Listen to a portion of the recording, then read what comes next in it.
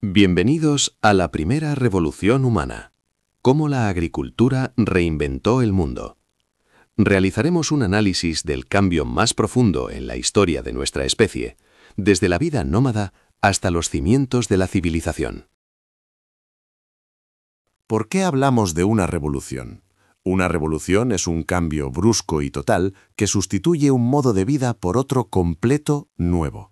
No es una simple reforma, es como derribar una casa vieja para construir una nueva. A lo largo de la historia, hemos experimentado varias revoluciones significativas. La revolución neolítica, hace 10.000 años, sentó la base de la vida humana durante milenios. Le siguió la revolución industrial, hace 200 años, transformando una sociedad rural en industrial. Y más recientemente, la revolución tecnológica, hace 40 años, que revolucionó la inteligencia y las comunicaciones. El término revolución neolítica fue acuñado por el arqueólogo Gordon Childe para describir el paso de una humanidad depredadora, cazadora-recolectora, a una productora de alimentos. Antes de la agricultura, durante millones de años, la vida humana se caracterizó por un estilo de vida paleolítico. La fuente de alimentos principal era la caza, la pesca y la recolección. El ser humano era un depredador, no un productor. En cuanto a la vivienda, eran nómadas, desplazándose constantemente siguiendo a los animales y los ciclos de las plantas, y vivían en cuevas o campamentos temporales. La sociedad se organizaba en pequeños grupos o clanes con una organización social simple y, en general, igualitaria. Su tecnología se basaba en herramientas de piedra tallada, no pulida. Hace aproximadamente 10.000 años, en unas pocas zonas del planeta, los grupos humanos descubrieron cómo producir sus propios alimentos. Este fue el motor de la revolución. Aquí distinguimos dos pilares fundamentales, la agricultura y la ganadería. La agricultura implicó la domesticación de especies vegetales, consiguiendo que un ser vivo vegetal fuera controlado por el hombre y puesto a su servicio. Los primeros cultivos fueron cereales como el trigo, la cebada y el centeno, y legumbres como las lentejas. La ganadería fue la domesticación de especies animales para el servicio humano. Los primeros animales domesticados incluyeron el perro hace 12.000 años, la oveja hace 9.000 años, la cabra hace 7.000 años, el cerdo hace 6.000 años y la vaca hace 5.000 años. ¿Por qué allí y por qué entonces? El origen de la agricultura se sitúa principalmente en el Creciente Fértil, una región que abarca Mesopotamia, Siria, Palestina y parte de Egipto. La teoría del cambio climático sugiere que la hipótesis más aceptada es que un cambio climático provocó la desertización de la zona. Esto obligó a la población a concentrarse en los pocos terrenos fértiles junto a los grandes ríos. La necesidad, por tanto, actuó como motor, ya que el aumento de la densidad de población en estas áreas generó la necesidad de encontrar nuevas formas de obtener alimentos, impulsando la experimentación que llevó a la agricultura y la ganadería. Es importante destacar que, aunque el Próximo Oriente fue la cuna más antigua, estos cambios ocurrieron de forma independiente en otros lugares como China, con el arroz y el mijo, y América, con el maíz y las patatas. La primera consecuencia de la agricultura fue el paso del nomadismo a las primeras aldeas. La agricultura ancló a las personas a la tierra. Ya no era necesario moverse para buscar comida, ahora había que cuidar los cultivos y el ganado. Nace así el sedentarismo. Un caso de estudio notable es Çatalhöyük, en la actual Turquía, aproximadamente en el año 7500 a.C. Fue uno de los asentamientos más grandes y mejor conservados del Neolítico, con una población de cientos de personas. Sus viviendas eran de adobe y madera, de planta rectangular y sin calles, y se entraba por los tejados. Dentro de los poblados se situaban establos, almacenes para el grano y hornos.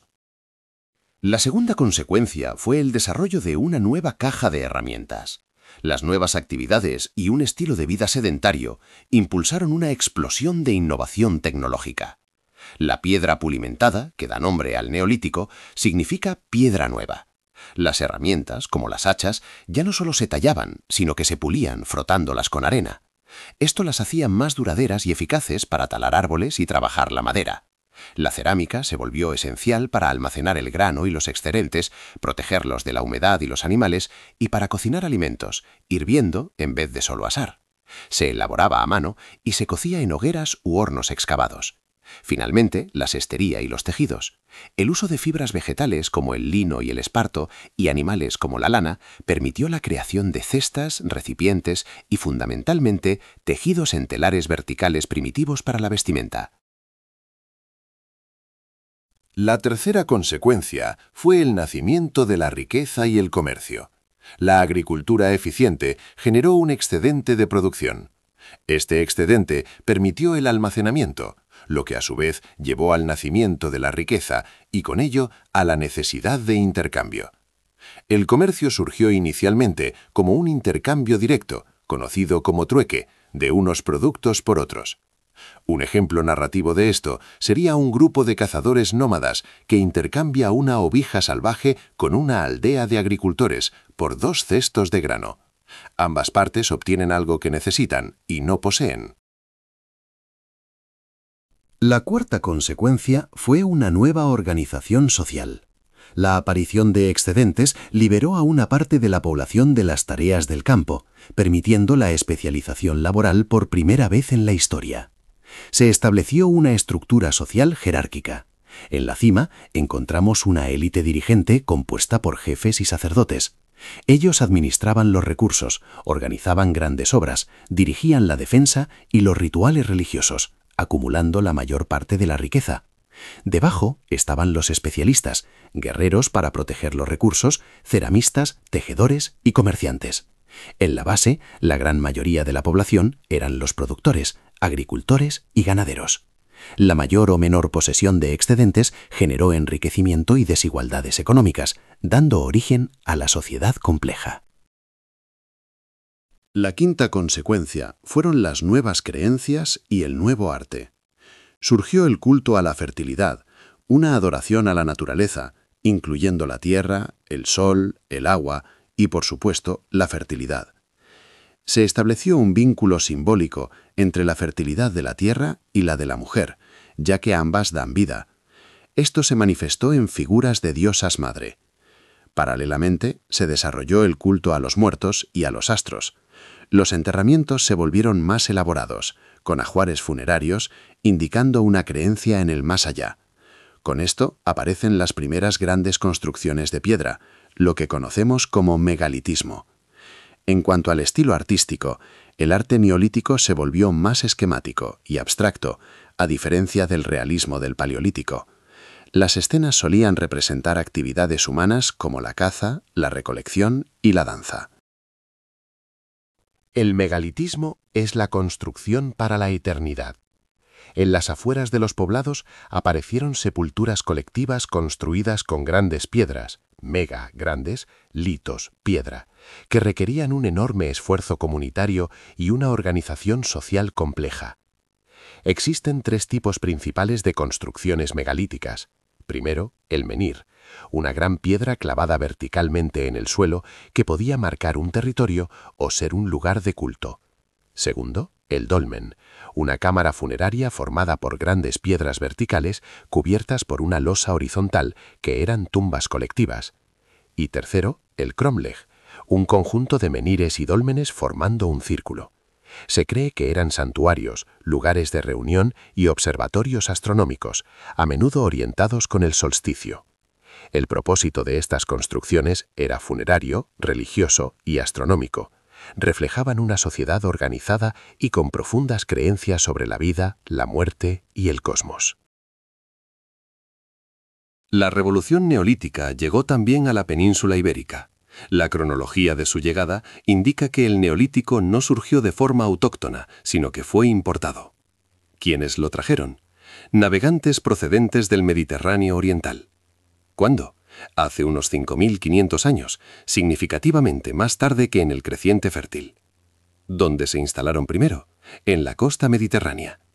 En cuanto a las características del neolítico ibérico, la economía se basaba en la ganadería, con vacas y cabras, y más tarde en la agricultura. La gente siguió viviendo mayoritariamente en cuevas al principio. Coincide con la llegada de los primeros metales, como el cobre, en un periodo conocido como calcolítico. Finalmente, hubo un fuerte desarrollo del megalitismo, especialmente en Andalucía, con ejemplos como los dólmenes de Antequera.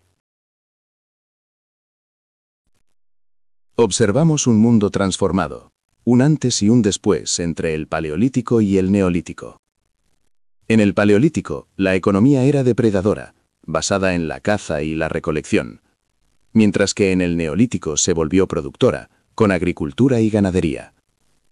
Los asentamientos paleolíticos eran nómadas, caracterizados por un movimiento constante, a diferencia de los neolíticos que eran sedentarios, con aldeas permanentes.